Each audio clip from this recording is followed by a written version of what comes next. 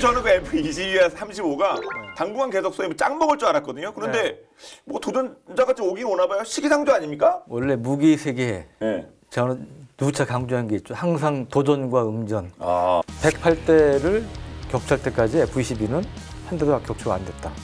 또 241대를 격추하는 동안 2대가 격추됐다. 뭐 이런 정도 이제 기록을, 신화적인 기록을 세웠죠. 그래서 뭐 공중전, 제공 전투기에 있어서는 거의 아직까지는 거의 끝판왕 수준이다. 자, 그럼 이제 도전자를 살펴보도록 하겠습니다. 들어와.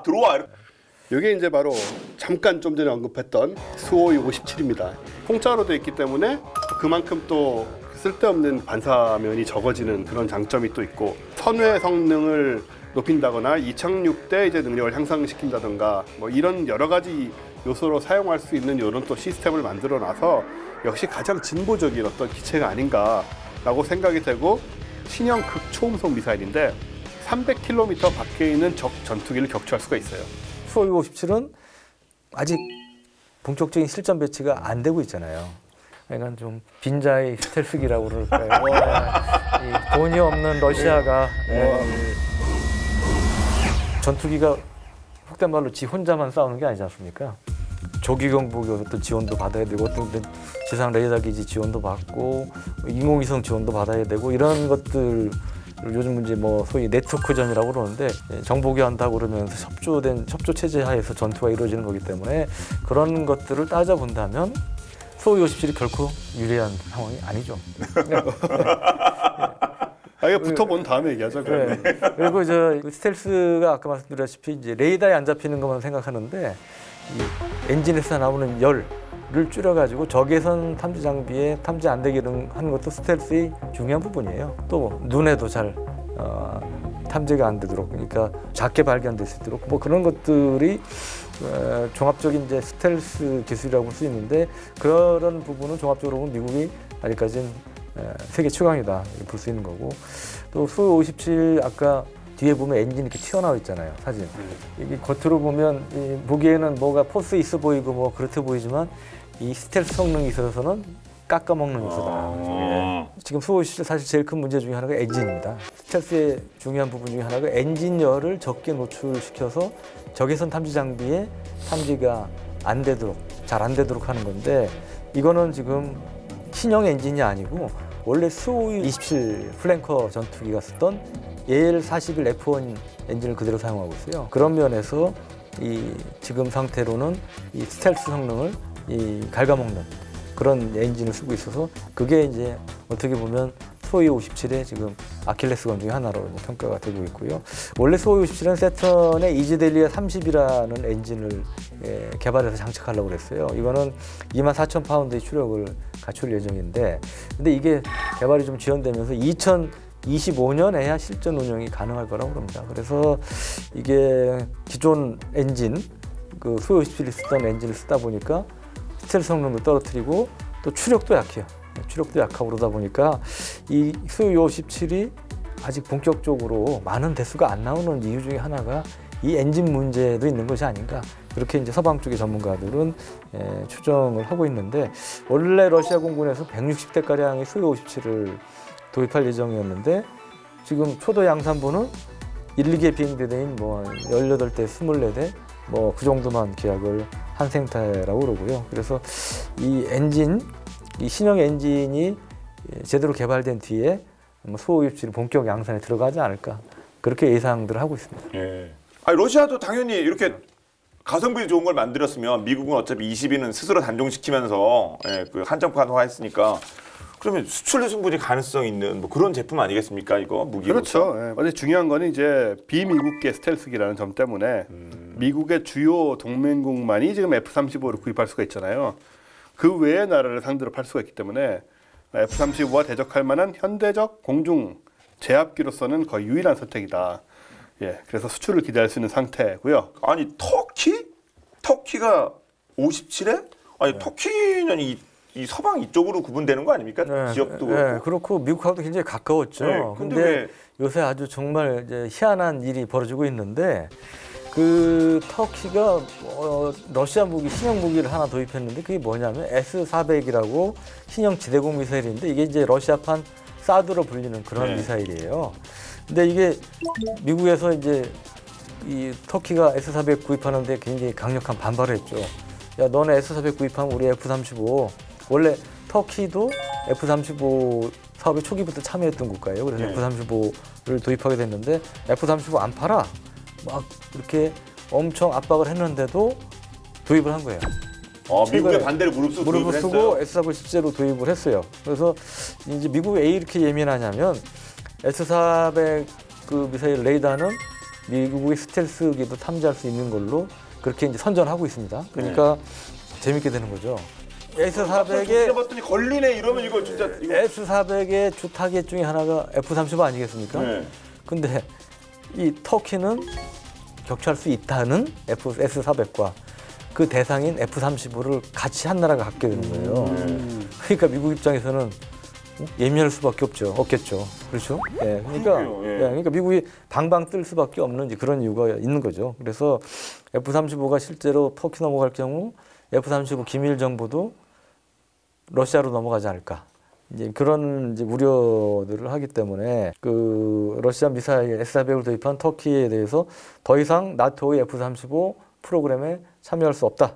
이렇게 이제 선언을 해버렸습니다. 근데 이제 터키 입장에서는 공군력이 이제 미국 친미 국가잖아요. 그래서 과거에 이제 F4 팬텀, F5, F16 이런 미국제 전투기들을 주력기로 썼는데 F4나 5는 아시다시피 굉장히 구형 전투기죠. 그러다 네. 보니까 추락 사고가 계속 발생하고 있고 지금 이제 F16이 주력 전투기인데 F16도 70년대부터 생산된 거잖아요. 그러니까 이게 또 오래돼서 이 터키 공군 입장에서는 신형 전투기 구입하는 게 굉장히 시급한 상황이죠. 그러니까 이때다, 때는 이때다 해서 이제 러시아가 야 그래 너네 우리 이제 S-400도 사줬으니까 큰맘 먹고 이거 우리 스텔스기 원래 안 파는 건데 수호 57도 너네들한테 팔게 뭐 이런 얘기들 입지를 하고 있다는 얘기들이 나오는 거죠. 그래서 미국이랑 약간 그런 면에서는 좀 애매한 상황이군요. 러시아가 전방위로. 근데 또 아니 우리 공군이 실시한 3차 차세대 전투기 도입 사업 FX3에도 관심을 보였다 러시아가. 이제 한국 쪽도 이렇게 좀 네. 노크를 하나 보죠. 2011년 7월에 네. 이제 제작사 수호이가 대한민국의 3차 FX 사업에 참여 의사를 이제 내비쳤었어요. 그래서 후보 기적이 될 뻔했는데 2012년 1월 30일로 예정되어 있던 방사청 주관의 사업 설명회에 참가 신청을 하지 않았습니다. 수호이가. 네. 그래서 사실상 이제 사업 철회를 하게 된 거고요. 공식적으로 이유는 뭐였대요? 일단 직접적인 이유로는 네. 그 해당 기한까지 러시아 정부의 수출 승인을 얻지 못했다라고 이제 러시아 무역 대표가 밝혔는데 한편으로는 이제 한국의 이제 대규모 군수 조달 뭐 10억 달러 이상 이런 게 미국 아닌 나라들은 사실상 들러리나 다름없다라는 것을 이제 다른 나라 군수 업체들이 좀 이제 파악을 했거든요. 그냥 비딩하려면 이거 그냥 뭐 들러리 그렇죠. 이렇게 뭐 구색 뭐 이런 거에 그럴 수 있다. 한 나라만 갖고는 안 되는 거니까 그런 이제 학습 효과가 있었기 때문이 아니겠느냐라고 짐작이 되고 사실 2000년대 초에 그 FX 1차 사업에서도 러시아제가 탈락한 일이 있었어요. 그래서 이제 우리는 하지 말자 이렇게 생각한 게 아닌가 싶어요. 네. 그 1차 FX 사업, 지금 F-15K가 들여와 있는 그 사업에 유럽제 전투기뿐 라팔 뭐 이런 거 외에도 러시아 소위 35도 한때 생각을 했었어요. 근데 포기를 했고 공격 헬기 사업도 러시아가 한때 이제 생각을 하다가 이제 발을 뺐는데 현실적으로 그렇습니다. 특히 주력 전투기 경우는 우리가 철저히 미국 중심으로 돼 있기 때문에 유럽제도 사실은 전투기는 못 들어오고 있죠. 네. 하물며 러시아는 뭐 더 말할 것도 없습니다. 이 전투기가 들어오려면 거기에 대한 후속 군수 지원도 중요한데 이 시스템 자체가 다 바뀌어야 되거든요. 그래서 이제 그런 점에서 이제 러시아는 핸디캡이 있죠. 그리고 힘든 그런 게 있고 그래서 지금 기껏 들어와 있는 것들이 불곰 사업이라고 그래서 러시아 경협 차관 상한용으로 뭐 헬기 들어와 있잖아요. 산불 진화용으로 지금 몇십 대 들어와 있는 거. 그다음에 공군에서 이제 탐색 구조용으로 쓰고 있는 일부 뭐 그런 것들을 제외하고는 육군의 이제 전차 일부 뭐 이런 거 제외하고는 러시아 무기들이 없어요. 그래서 불곰 사업 들어온 거 말고는 없는 상황이기 때문에 러시아 입장에서는 뭐 충분히 저는 그걸 판단을 할 만하다고 생각이 됩니다.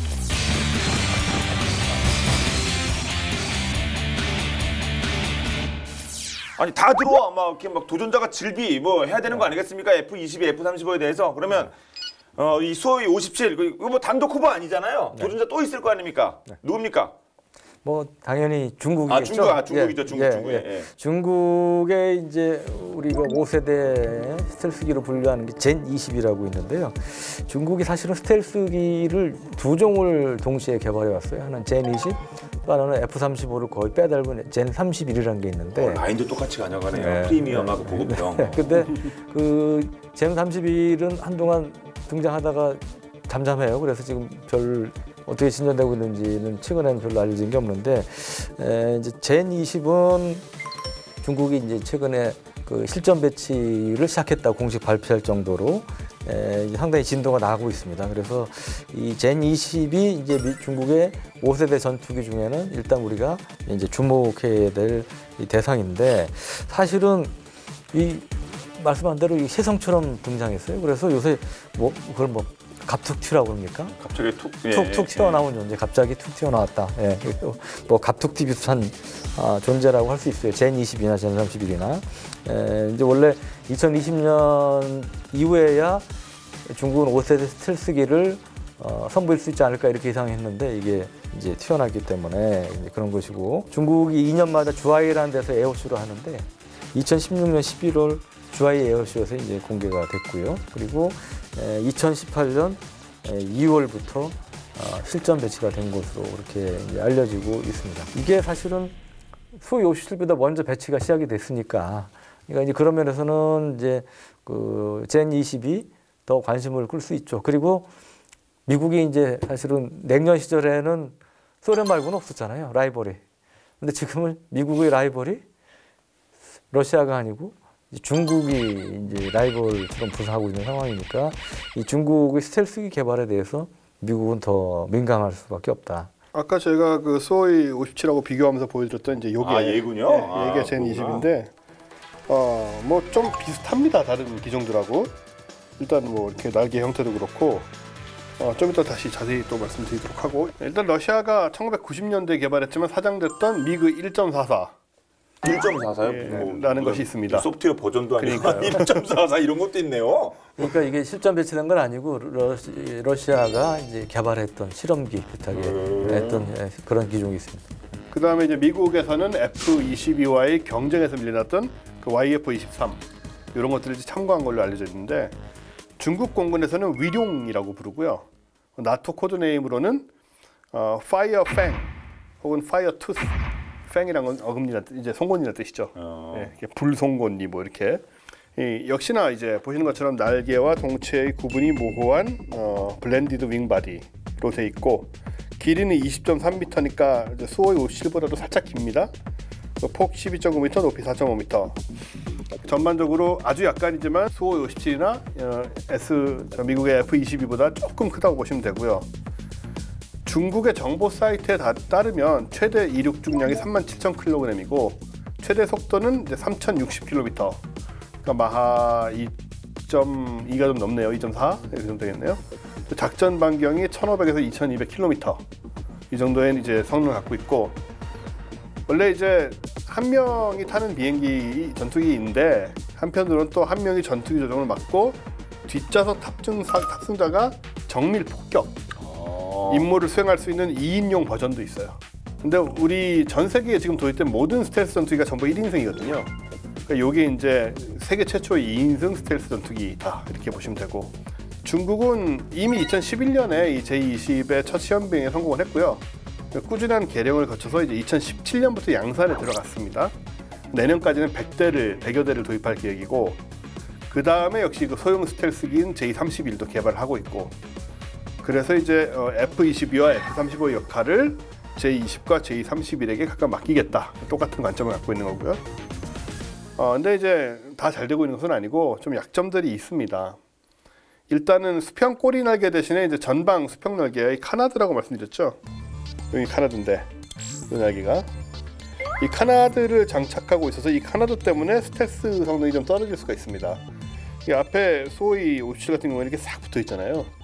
요것도 이렇게 따로 튀어나와 있으니까 그 문제가 좀 있을 수 있고, 그 다음에 좀 신뢰성 높은 대추력 엔진이나 고성능 레이더도 좀 지지부진하다 이런 지적이 있고, 최신 전술기를 비롯한 현대 무기들은 여러 첨단 기술이 적용이 돼야 되잖아요.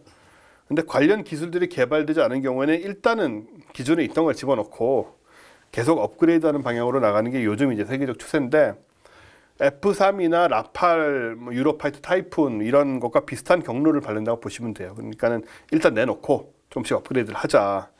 저는 무장 능력은 어떻습니까? 좀 길이도 길고 하던데. 그 제니십이 기본적으로 또 중국에서 개발 중인 무기이기 때문에 개발된 무기이기 때문에 이것도 정확한 스펙이 안 알려진 게 네. 많습니다. 그 무장 능력도 아직 베일에 가려져 있는 부분이 많은데, 내부 무장창도 원래 비밀이어서 원래 이렇게 딱 열어져 치는 경우가 흔치 않아요.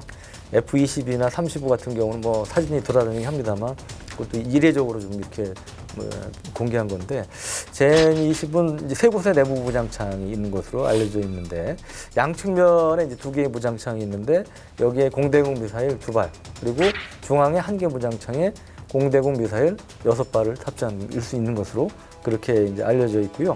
그리고 양측면에 이제 이게 내부 무장창에는 각각 한 발씩의 PL-12 단거리 공대공 미사일을 탑재할 걸로 보이는데요. 이 미사일은 이제 2016년 12월에 서방 언론에서 처음 보도를 하기 시작했고, 최대 사거리가 한 20km 안팎인 것으로 알려지고 있습니다. 그래서 여기에는 뭐 영상 적외선 탐색기를 갖고 있어서 표적 탐지를 방해하는 적외선 플레이에 대한 대응 능력도 향상이 된 이런 이제 신형 미사일로 평가가 되고요. 그리고 중앙에 이제 내부 장창에 들어가는 것은 PL-15라고 불리는 중거리 공대공 미사일인데요. 이거는 우리가 아까 다뤘던 암람이라고 중거리 미사일 있죠? 그 비슷한 성격의 걸로 보시면 되는데, 2015년 9월에 이제 처음 시험에 이제 성공을 했고, 기존에 이제 PL-10이라고 불리는 중거리 공대공 미사일을 개량해 가지고 여기에 새 조종 날개하고 동체를 붙여서 사거리를 늘린 이런 미사일이고요. 이런 미사일들을 장착함으로써 젠20이 공중전 능력도 향상이 된 걸로 이렇게 평가가 됩니다. 네.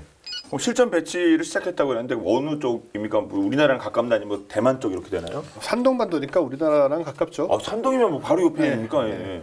허베이성 창조 비행 훈련 기지에도 있고, 그다음에 최근에 이제 동부 전구에 공군 왕하이 대대까지 3곳에 있어요. 지금 3곳에 있는데, 산동반도에서는 이 J-22를 출격시킬 경우에 F-35가 배치된 일본의 이와쿠니 기지에 30분 만에 닿을 수가 있죠.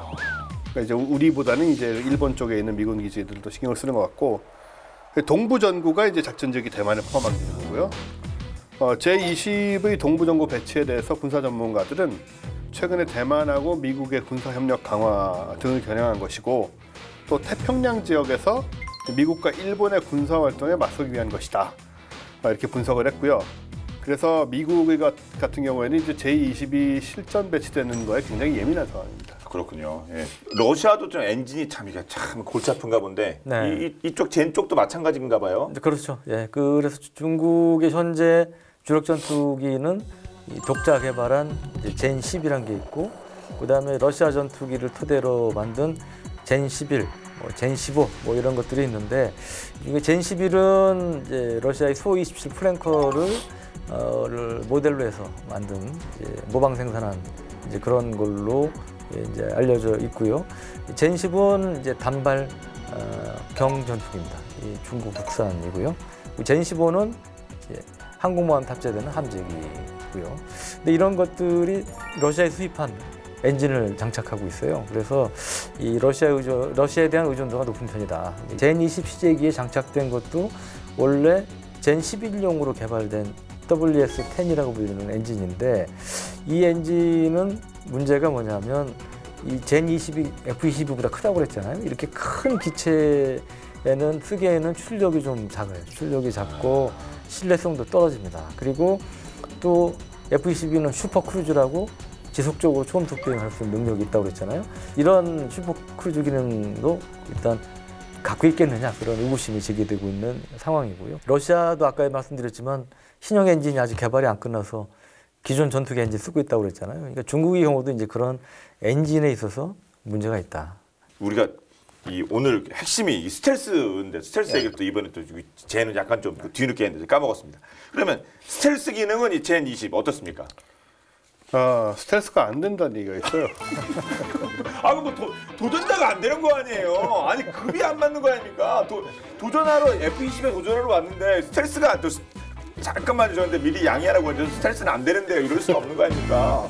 또 이제 이것도 미묘한 게 인도의 이제 군사 정보 사이트 인도 국방연구소가 지난해 5월에 중국령 티베트에서 비행 훈련 중이던 중국 인민해방군 공군의 스텔스기 제2기종이죠, 당연히. 근데 이게 인도 공군의 전투기인 Su-30MKI 레이더에 그냥 탐지가 됐다는 거예요. 탐주가 되면 심각한 건데요, 이게. 예. 쉽게 넘어갈 문제가 아닌데 이거는 짚고 넘어가야 될 문제인데요. 그렇죠. 근데 전투기 레이더에 잡힌 거니까 무슨 조기 경보기라는 것도 아니고. 그러게요. 이때 인도 공군 참모총장인 비렌더 싱 다누아라는 분이 있는데 이분이 제20은 서구와 인도에서 알려지고 중국이 주장하는 것처럼 스텔스하지 않다라고 표현을 하시고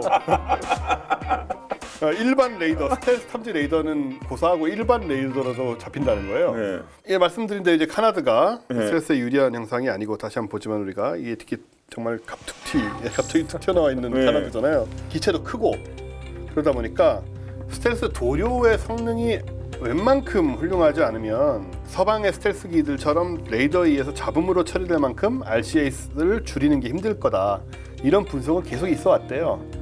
근데 이제 한편으로는 또 이제 인도군의 주장은 또 우리가 어디까지 믿을 수 있는가? 또 인도군이 뭐 미군도 아니고 그러다 보니까는 좀 약간 걸러들을 필요는 있습니다만 어쨌든 그렇게 좀 불신을 산 건 사실입니다. 그리고 중국 항공 기술을 또 너무 얕잡을 수가 없는 게 중국 방산업체들이 이제 최근에 그 스텔스 전투기들을 탐지할 수 있는 잠재력을 갖춘 테라헤르츠파 레이더 시스템이라는 걸 개발했어요. 이름은 좀 미묘한데 원리는 테라헤르츠요. 예, 테라헤르츠는 기가 위에 테라죠. 테라헤르츠파의 특징이 뭐냐면 플라스틱이나 나무 같은 비이온화 물질들은 투과하지만 금속 물질에서는 반사가 됩니다. 비이온화 어쪽에서 좀 복잡해 보이지만 그냥 금속에는 반사되고 그 밖의 것들은 그냥 통과한다고 보시면 돼요. 근데 스텔스 전투기 같은 경우에는 되게 중요한 것 중에 하나가 이제 형체 같은 것도 중요하지만 기체에 특수 도료를 칠해서 레이더파를 흡수하는 게 굉장히 중요하잖아요. 근데 이 테라헤르츠파는 그 특성 때문에 도료는 그냥 통과를 하고요. 반사가 안 되고 통과를 하지만 금속 표면에 닿아서 그건 또 반사를 합니다. 그럼 도료가 무력화되는 거 아니에요? 무력화되는 거죠. 예. 지금은 뭐 테라헤르츠파의 출력이 약해서 레이더 탐지 범위가 제한이 되지만 이것도 이제 발전이 되고 나면 지상 레이더에서 스텔스 전투기를 탐지하는 데 쓸 수 있다. 이것도 중국이 기술 개발을 좀 해왔고요. 그리고 제20의 그 AESA라고 하나요? 그 AESA. 예, 레이더 또 실 성능에 대해서는 아직 속단하긴 이른데 이렇게 넉넉한 레이돔 공간을 활용을 해가지고 1856개의 TR 모듈을 장착한 것으로 알려져 있어서 외형적으로는 상당한 수준의 레이더를 또 장착을 하고 있다. 이렇게 생각이 되고 레이더 출력하고 안테나 면적 면에서 미국의 F-22 전투기에 장착되는 그 AN/APG-77 레이더와 동등한 수준일 것이다 라고 추측되고 있습니다. 근데 레이더 성능은 사실 뭐 출력과 안테나뿐만이 아니고 다른 요인들, 뭐 레이더 신호를 분석하는 신호 처리 장비라든가 혹은 레이더 소프트웨어 이런 것들이 다 중요하기 때문에 정말로 제20의 레이더 성능이 어느 정도인지는 확실히 알긴 좀 어려워요. 네, 여러 가지 좀 베일에 쌓인 것이 상당히 많은 것 같습니다.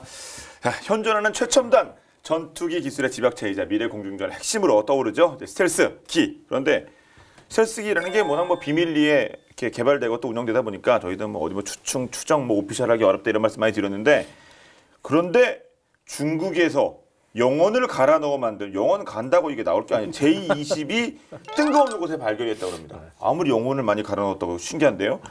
중국에서 뜬금없이 발견된 제20 어떤 얘기인지 본방다사에서 살펴봤습니다.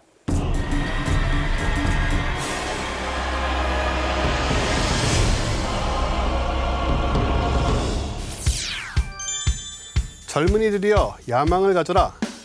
꿈에 대한 유명한 명언이죠. 실제로 어릴 적 꿈을 이뤄낸 사람들은 얼마나 될까요? 저도 어렸을 때는 무적 전투기를 타고 전장을 누비거나 과학자가 되어 우주 비행을 하고 싶다는 꿈이 있었는데요. 어른이 된 지금도 프라모델을 만들며 그 꿈을 소소하게나마 간직해 나가고 있는 것 같습니다. 그런데 자신의 오래된 꿈을 잊지 않고 더 새로운 꿈을 창조해낸 사람들이 있다고 하는데요. 과연 어떤 도전기일까요?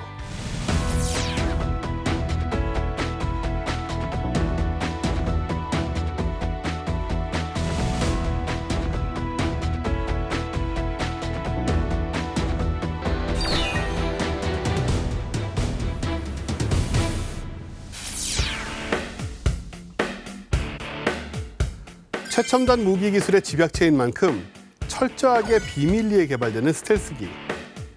그만큼 스텔스기를 생산할 수 있는 나라는 세계에서 몇 안 되는데요. 특히 중국은 불법 카피로 짝퉁 무기들만 생산하다가 젠 20을 비행에 성공시키면서 세계의 주목을 받았죠. 그런데 중국의 자존심인 젠 20 스텔스 전투기가 2017년 후베이성 한 한적한 시골 마을에 등장하면서 중국이 발칵 뒤집혀졌습니다.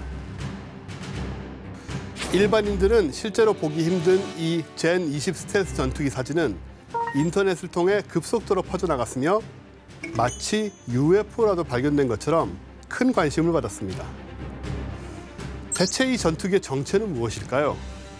알고 보니 이 젠 20 스텔스기는 진짜가 아닌 가짜, 바로 동네 주민인 구춘린 씨와 친구들이 제작한 전투기 모형이었던 것인데요. 일반인이 시골의 낡은 공장에서 스텔스 전투기 외형을 똑같이 구현해낸 것입니다. 이 모형 스텔스 전투기는 20m 밖에서는 실제 젠 20과 구별할 수 없을 정도로 크기도 똑같았고 디테일한 부분 모두 정교하게 제작되었는데요. 와, 과연 무엇으로 어떻게 만들어졌을까요? 전투기 모형의 주요 구조는 강철로 약 5톤 이상의 강철이 쓰였습니다. 또한 전투기 형태를 정밀하게 제작하기 위해 조종실 캐노피를 일체형으로 만들었죠. 또 젠 20의 옆날개 유입구와 꼬리 부분의 벡터 노즐, 그리고 외부 도장까지 그대로 재현해냈습니다. 그야말로 숨어있던 제야의 프라모델 고수, 아니 금손 농민인데요. 의지의 사나이 구춘린 씨는 이 모형을 제작하기 위해 약 3,400만 원을 투자했고 제작 기간도 1년 넘게 소요됐습니다. 그런데 구춘린 씨는 대체 왜 이 힘든 제작을 시작하게 된 걸까요? 사실 구춘린과 친구들은 어릴 적부터 비행사가 되고 싶었지만 꿈을 이루지 못했습니다. 하지만 오래도록 그 꿈을 저버리지 않고 오랜 준비와 시행착오를 거친 결과 세상을 깜짝 놀라게 할 전투기까지 만들어낸 것이죠. 덕분에 중국에서는 구춘린 씨를 보며 모형 전차나 정말 비행 가능한 헬기를 직접 제작하는 사람들이 늘어났다고 하는데요. 하나의 꿈이 또 다른 꿈을 꿈틀거리게 한 순기능이네요. 그런데 전투기에 대한 남다른 열정으로 만든 실제 같은 가짜 전투기는 또 있었다는데요. 구춘린보다 10년 전 네덜란드의 아서 반 포펠은 군용 전투기 F-35 라이트닝을 그대로 축소해 만든 가짜 전투기를 선보였습니다. 특히 이 전투기는 날 수는 없지만 땅 위에서 시속 8km까지 속도를 낼 수 있었는데요. 설계도를 구할 수 없어 애를 먹었지만 포펠 역시 비행기에 대한 꿈을 저버릴 수는 없었습니다. 사진과 플라스틱 모형을 참고자료로 사용해 오랜 연구와 실패를 거듭했고 결국 무려 3,500여 시간을 들인 끝에 철, 나무, 하드폼, 에폭시 수지를 재료로 한 세상에 하나뿐인 F-35 라이트닝을 창조해낸 것이죠. 역시나 집념의 사나이 덕후 인정입니다. 이 가짜 전투기 작다고 무시할 존재가 아닌데요. 조종석 안에는 카메라와 모니터까지 완비, 음향과 조명 효과까지 갖췄는데요. 게다가 가짜 연료 냄새까지 풍겼다고 하네요. 비행기에 대한 애정이 물씬 느껴집니다. 꿈에 대한 남다른 열정을 가진 이들의 놀라운 도전기, 참 괜히 마음이 찡하네요. 여러분의 어릴 적 꿈은 여전히 가슴속에 남아 있으신가요?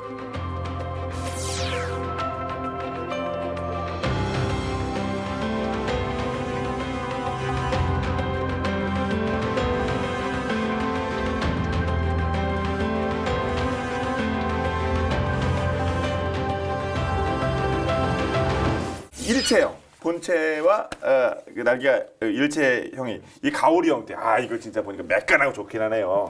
그렇죠. 이제 나사하고 미국의 항공기 제조회사 B사, 그 유명한 B사 있죠. 현재의 기술적 한계를 돌파하기 위해 노력을 많이 하고 있는데 그 중에 하나가 이제 새로운 디자인이죠. 바로 이제 BWB 가오리 형태인 것인데 항공기의 동체와 날개를 분리하지 않고 하나의 거대한 그 가오리 연 같이 이렇게 만들어서 동체에서도 비행기를 들어올리는 양력을 발생시키자. 그러니까 동체로 날개 역할을 하게 하자.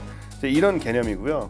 그러니까 아까 우리 봤던 그런 형태보다 좀 더 발전된 거라고 보시면 되고, 이 BWB 디자인은 기존의 항공기에 비해서 한 10% 정도 연비를 향상시킬 것으로 기대가 되고 있는데, 사실 뭐 죽고 사는 상황인 경우에는 10%가 엄청난 거잖아요. 그리고 또 다른 장점은 이제 엔진을 위에, 차체 기체 위에 올리는 경우에는 동체가 방음판 역할을 널찍하니까 방음판 역할을 해서 아래쪽에 이제 소음이 적어진다. 대신 이제 동체 내에서의 소음은 더 커질 수가 있죠. 그러니까는 요걸 이제 최소화하기 위해서 뭐 디자인 연구도 같이 하고 있고, 또 한편으로 이 BWB 디자인은 사고가 났을 때 내부의 승객이 신속하게 탈출하기 어려운 그런 한계도 좀 있습니다. 그래서 여객기보다는 수송기 목적으로 더 적합하지 않느냐. 일반 항공기. 예. 이거 뭐 전투기용이라기보다는 이제 여객기나 이제 수송기 같은 인형이 좀 큰 비행기의 경우들에는 수송기가 더 낫겠다라는 얘기를 하는데, 사실 BWB는 날개에도 화물이나 승객을 탑승시키는 게 기본 아이디어입니다. 그래서 이제 탈출하기 어렵다는 얘기를 하는 것이고. 날개예요? 예. 똑같이 좀 두툼하니까. 그러니까는 지금은 이제 안에 캐비온에만 타 있으니까 네. 비상으로 나가기 쉽잖아요. 예. 근데 날개에 있으면 이때 또 모여서 나가야겠죠 또. 그럼 날개는 일반석이고 가운데는 비즈니스 그거 버스인가요? 날개 타고 싶지는 않을 것 같은데. 날개 타면 재밌을 것 같은데요? 그럴까요? 앞에 창문 조금만씩 달아놓으면 앞으로 잘 보이고. 그런가? 모르겠습니다. 네, 농담입니다. 근데 아직 뭐 이게 정말 성공을 해서 뭐 양산이 될 것인가는 좀 알기는 어려운 상황인데, 어쨌든 간에 기술의 방향이 그쪽인 걸로 보아 우리도 머지않아서 가오리 날개를 가진 항공기를 보거나 혹은 정말 탑승할 수도 있게 되지 않을까, 그런 생각을 하게 되죠. 네. 지난 시간에 소련이 미국 기술을 이렇게 카피해서 B29과 똑같은 걸 만들었다 그런 말씀도 전해드렸는데, 네. 중국도 뭐 당연히 이게 진짜 이 군사 기술을 빨리 습득하기 위해서 그런 거 많이 하겠죠. 중국이 원래 짝퉁 대우로 유명하잖아요. Why not? 영어로 왜 아니겠습니까? 그 지난 시간에 우리 본방 야사에서 그 다른 내용 기억나시죠? 네. 그 F-117 격추 관련되든 그래서 그때 그 1998년에 이제 동유럽에서 이른바 코소보 사태가 발생을 하죠. 그때 이제 미국하고 북대서양 조약기구 나토 회원국들이 이 코소보에 진입한 세르비아 세력들을 저지하기 위해서 세르비아에 대한 이제 대규모 폭격을 감행을 합니다. 여기에는 미국의 그 당시 극비 무기였던 그 F-117 스텔스 나이트호크 전폭기도 이제 투입이 됐는데, 1999년 3월 27일 밤에 소련제 SA-3 대공 미사일에 의해서 F-117 한 대가 격추가 되고 말이죠. 조종사는 이제 8시간 만에 구출은 됐는데, 문제는 그 당시 정말 극비 존재했던 F-117 기체가 세르비아에 남았던 거예요. 근데 그로부터 12년 뒤에 이 중국에서 5세대 스텔스 전투기라고 제니20을 짠 하고 이제 생각보다 10년 빨리 공개를 한 거죠. 코소보 사태 당시 크로아티아국은 참모총장이었던 도보르 도마제트 로소라는 사람이 AP통신하고 인터뷰를 했는데, 거기서 뭐라고 그랬냐면 F-117 격추 당시에 중국 정보 요원들이 그 추락 지역을 돌아다녔다.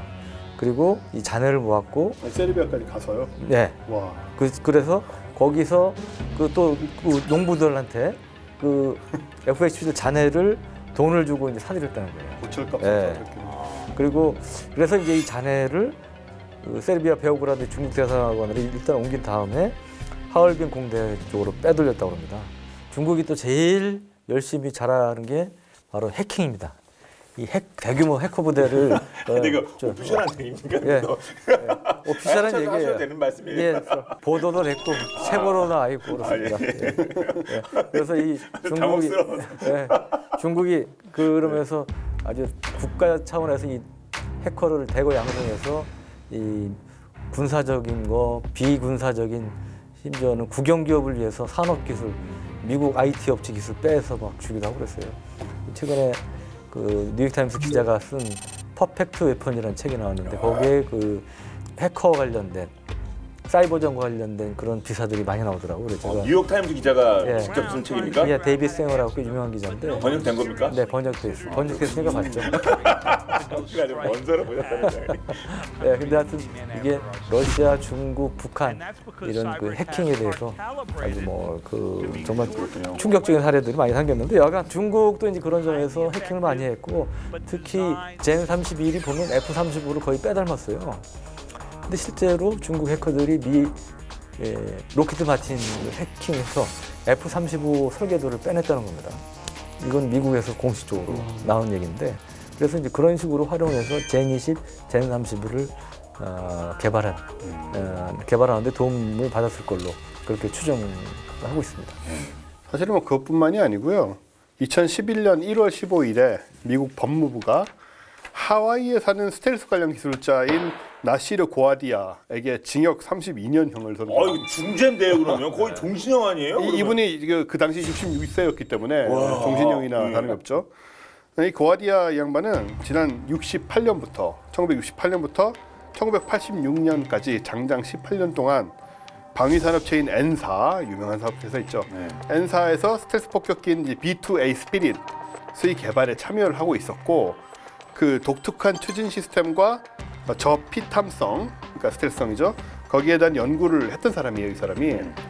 근데 미국 검찰은 어떤 혐의로 이 사람을 잡았냐? 고아디아가 지난 2003년부터 2005년까지 6차례에 걸쳐 중국 본토를 방문해서 중국 측의 테스트를 도와주거나 결과를 분석해주는 등의 방법으로 중국이 개발 중인 스텔스 순항미사일의 배기 시스템에 도움을 줬다라고 주장을 이제 검찰이 한 것이고, 그리고 미국 법무부는 고아디아가 2005년 체포 당시까지 중국 정부로부터 최소한 11만 달러, 그러니까 뭐 1억 2천만 원쯤 되겠네요. 11만 달러를 받았다면서 이외에도 뭐 기밀로 분류되던 B2A 폭격기 관련 정보를 넘겨주거나 돈 세탁도 해주고 뭐 탈루의 혐의에 대해서도 유죄가 인정됐다고 밝혀졌고요. 이렇게 본다면 제20도 같은 경로를 통해서 미국의 스텔스 기술이 또 중국으로 유출돼서 개발에 일조했을 것으로 추정이 가능하다. 참 중국이 한번 국력을 총동원해서 스텔스 기술을 따라잡으려 애를 쓰고 있네요. 그런데 또 얼마 전에 저 F-35가 또 추락하는 일도 있었죠? 네, 정말 그 충격적인 사고였는데 이웃나라 일본에서 F-35가 들여온 지 얼마 안 되는 이게 추락을 한 거예요. 지난 4월에 벌어진 일이죠. 근데 이게 태평양에 이제 추락을 했는데 꽤 깊은 바다에 들어갔어요. 일본 전투기가 추락했음에도 불구하고 미국의 P-8 포세이돈 최신형 대잠 초계기라든지 뭐 이지스 구축함 이런 거를 파견해서 수색 작전을 적극적으로 지원했는데 그 이유는 뭐 당연히 중국이나 러시아 입장에서는 얼마나 좋은 기회입니까? 그거 만약에 건지면 미국의 최첨단 이 스텔스 기술을 직접 확인할 수 있는, 확보할 수 있는 그런 기회이기 때문에 이게 굉장히 깊은 바다였지만 혹시나 무인 잠수정이나 이런 거 동원해서 중국, 러시아가 채갈까봐 미국, 일본의 비상에 걸렸던 거죠. 그래서 이 잔해를 찾기 위해서 굉장한 노력을 기울였는데 일단 외형상은 뭐 이제 추락한 해역이 일본의 배타적 경제 수역 아니기 때문에 뭐 중국, 러시아 등의 자원 탐사 등을 내세워서 무단으로 이 추락 기체에 대한 발굴, 수색 작업을 할 수 없다 하는 게 이제 상식적인 논리지만 그래도 혹시 모르니까 이제 그래서 뭐 그런 아주 민감한 반응을 보였던 거죠. 또 F-35가 또 일본에서 그렇게 추락이 되기도 하고. 그럼 이제 사실 수호이 57하고 뭐 젠 20 누가 그 도전자가 될 건가? 도전자 결정 좀 해야 되잖아요. 그러니까. 중국이 사실은 과거에 비해서 민간 부분도 그렇고 군수 부분도 그렇고 기술이 많이 발전하고 있는 건 사실이에요. 그런데 원래 항공기, 전투기 원조는 중국의 원조는 소련, 러시아 아닙니까? 그러니까 더구나 젠 20은 이 구형 엔진, 그 다음에 비교적 굉장히 큰 기체 그리고 말씀드렸지만 스텔스 성능을 현저히 저하시키는 카나드 뭐 이런 것 때문에 아무래도 원수엠이 그렇게 적극적으로 지원했던 수호이 57보다는 그래도 좀 밀리지 않나. 네. 당연한 얘기고요. 미러가 아니라 러 중이면 그냥 러 편을 주시네.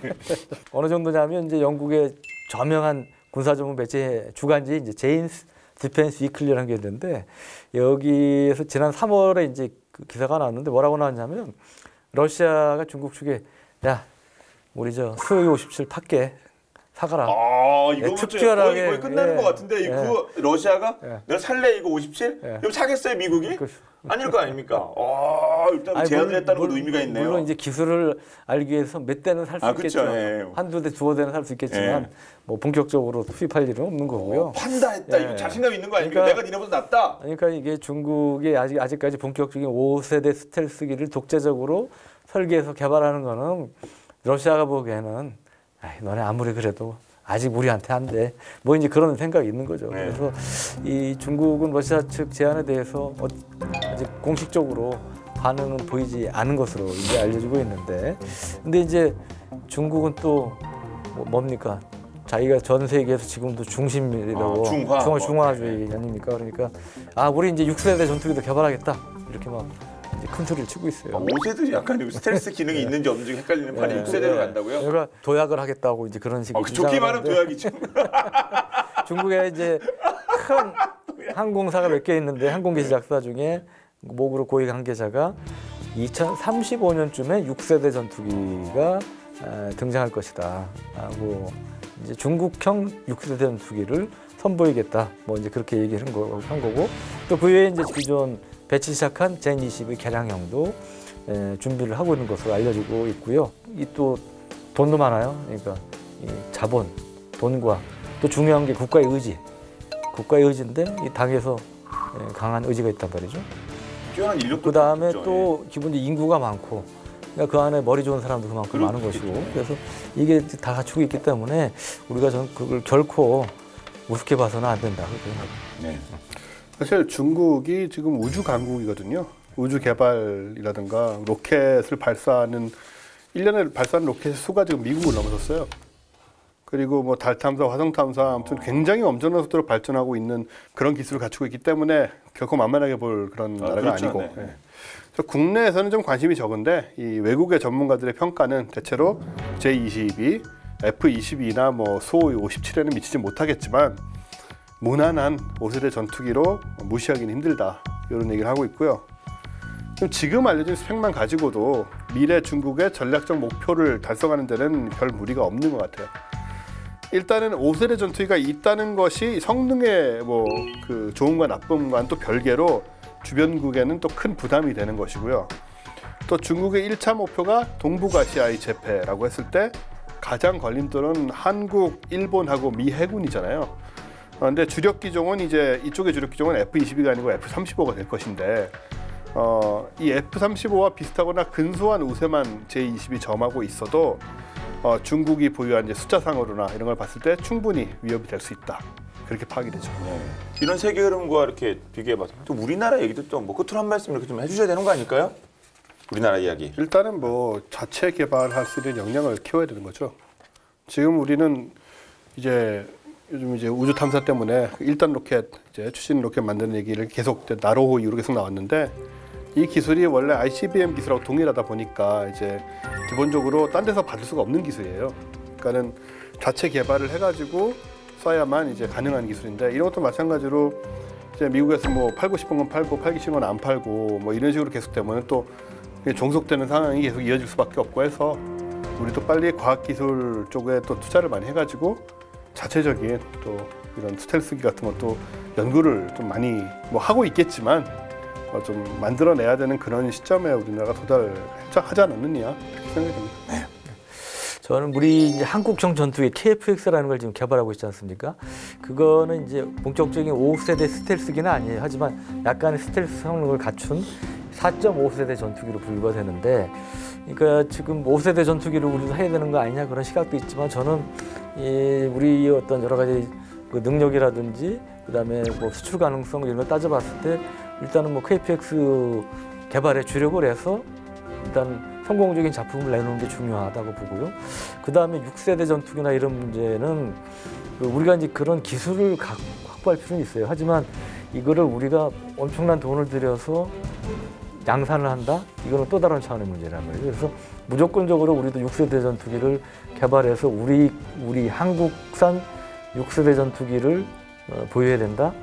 그거에 대해서는 우리가 좀 여러 가지 경제성 문제라든지 이런 냉철하게 좀 따져볼 필요가 있다. 왜냐하면 우리도 전에 얘기했지만 무인기 이 비중이 커지잖아요. 무인 전투기가 이제 등장할 거란 말이죠. 그래서 이제 무인 전투기 개발하고 있기 때문에 그런 적절한 우리가 선택과 집중을 하는 것이 바람직하지 않나 그렇게 생각이 됩니다. 네. 자 이렇게 해서 본 게임 2주간에 걸쳐서 스텔스 전투기, 세계 최고의 스텔스 전투기에 대해서 쫙 한번 살펴봤습니다. 오늘 여기서 이제 정리도 할 텐데요. 저희 본 게임은 아시다시피 국방TV 앱을 통해서 언제든지 시청하실 수 있다고 하니까요. 많은 활용 부탁드리도록 하겠습니다. 다음 주 더욱더 화끈한 내용으로 돌아오도록 하겠습니다. 네, 지금까지 저희는 본 게임의 지였습니다. 고맙습니다. 고맙습니다. 그러니까 아까 그 J20 만든 아저씨요. 네. 이사 갈 때 다 갖고 다녀야 되잖아요, 계속. 시골인 것 같은데 네. 사진은. 그 정도면은 어디 무슨 그 좀 중국에 좀 뭐 잘하시는 분이 그거는 이제 거의 원가의 한 3배 4배. 중국에 보면 그런 양덕들이 뭐 인구가 많다 보니까 있어요. 그래서 뭐 고철로 이 잠수정 실제 잠수되는 잠수정을 만든 사람도 있고요.